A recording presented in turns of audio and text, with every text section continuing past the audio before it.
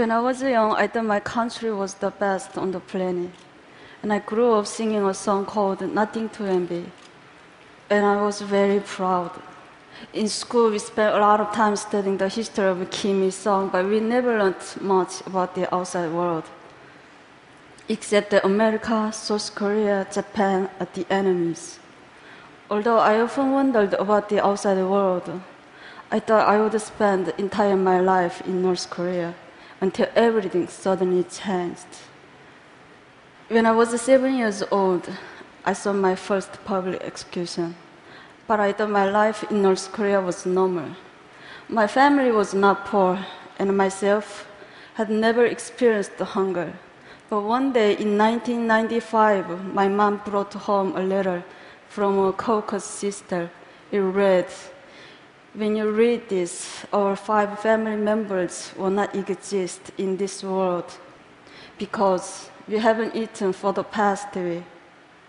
We are lying on the floor together, and our bodies are so weak. We are waiting to die." I was so shocked. This was the first time I heard that people in my country were suffering. Soon after, when I was walking past the train station, I saw something terrible that still can't erase from my memory.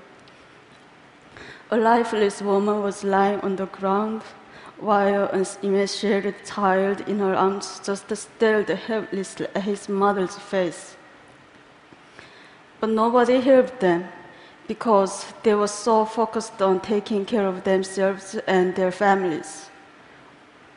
A huge famine hit North Korea in the mid-1990s.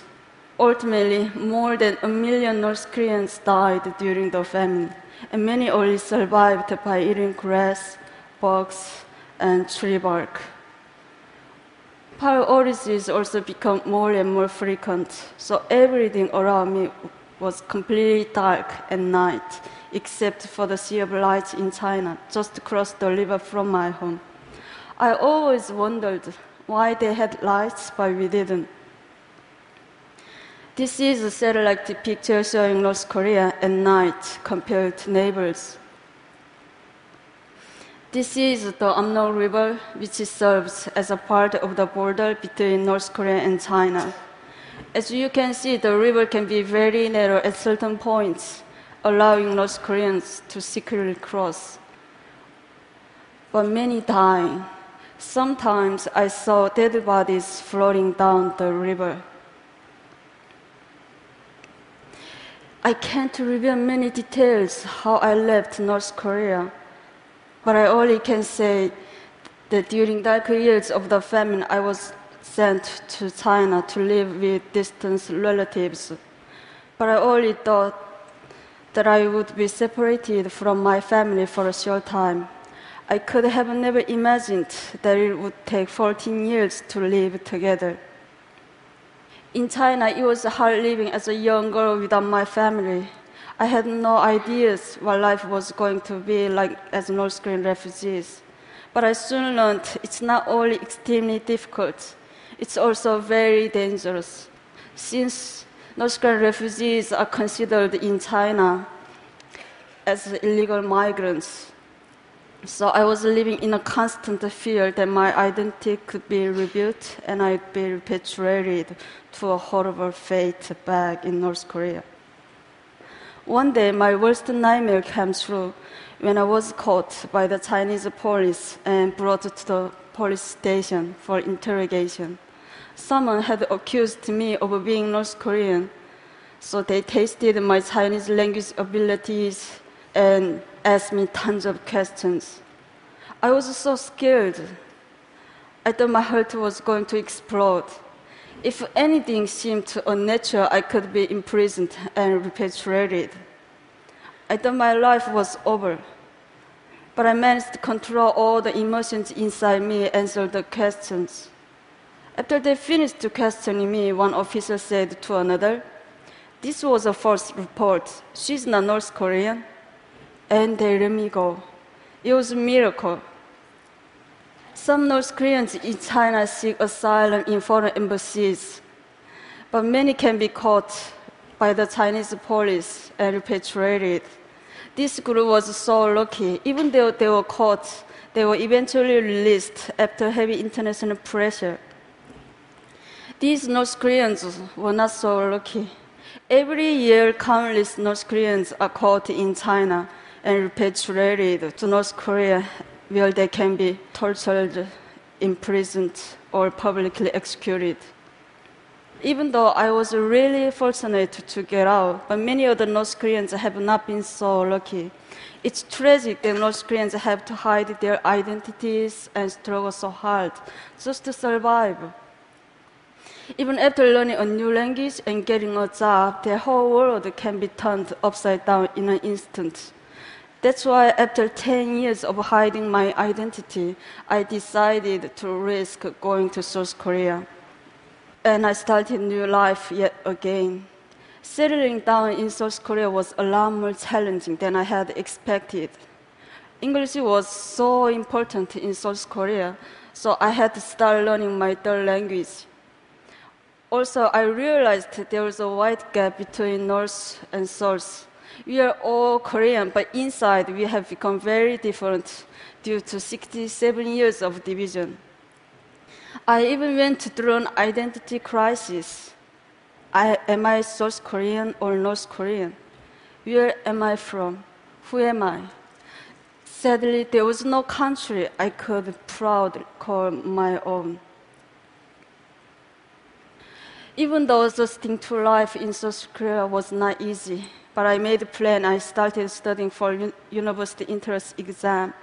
Just as I was starting to get used to my new life, I received a shocking phone call. The North Korean authorities intercepted some money that I sent to my family, and as a punishment, my family was going to be forcibly removed to a desolate location in the countryside. They had to get out quickly. So I started planning how to help them escape. North Koreans have to travel incredible distances on the path to freedom. It's almost impossible to cross the border between North Korea and South Korea. So ironically, I took a flight back to China and I had to toll the North Korean border. Since my family couldn't speak Chinese, I had to guide them. Somehow through more than 2,000 miles in China and then into Southeast Asia. The journey by bus took 1 week and we were almost caught several times. One time our bus was stopped and boarded by a Chinese police officer. He took everyone's ID cards and he started asking them questions. Since my family couldn't understand Chinese, so I thought my family was going to be arrested.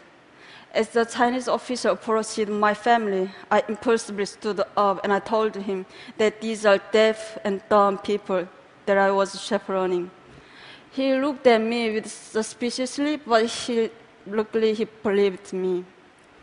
We made it all the way to the border of Laos, but I had to spend almost all of my money to bribe the border guards in Laos.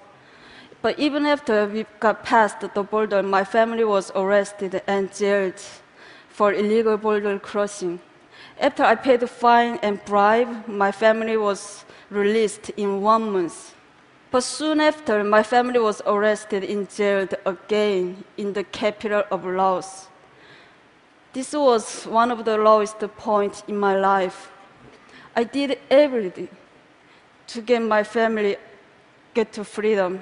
And we came so close, but my family was thrown in a jail just a short distance from the South Korean embassy. I went back and forth between the immigration office and the police station, desperately trying to get my family out. But I didn't have enough money to pay bribe or fine anymore. I lost all hope. At the moment, I heard one man's voice ask me, "What's wrong?" I was so surprised that a total stranger cared enough to ask. In my broken English and with a dictionary, I explained the situation, and without hesitating, the man went to the ATM, and he paid the rest of money for my family and 2 other North Koreans to get out of jail. I thanked him with all my heart and I asked him, "Why are you helping me?" "I'm not helping you," he said. "I'm helping North Korean people." I realized that this was a symbolic moment in my life. The kind strange symbolized new hope for me and the North Korean people when we needed it most. And he showed me the kindness of strangers and the support of the international community are truly the rays of hope when North Korean people need. Eventually, after our long journey, my family and I were reunited in South Korea. But getting to freedom is only half the battle. Many North Koreans are separated from their families, and when they arrive in a new country, they start with little or no money. So we can benefit from international community for education, English language training, job training, and more. We can also act as a bridge between the people inside North Korea and the outside world, because many of us stay in contact with family members still inside, and we send information and money that is helping to change North Korea from inside. I've been so lucky to receive so much help and inspiration in my life. So I want to help give aspiring North Koreans a chance to prosper with international support. I'm confident that we will see more and more North Koreans succeeding all over the world, including the TED stage. Thank you.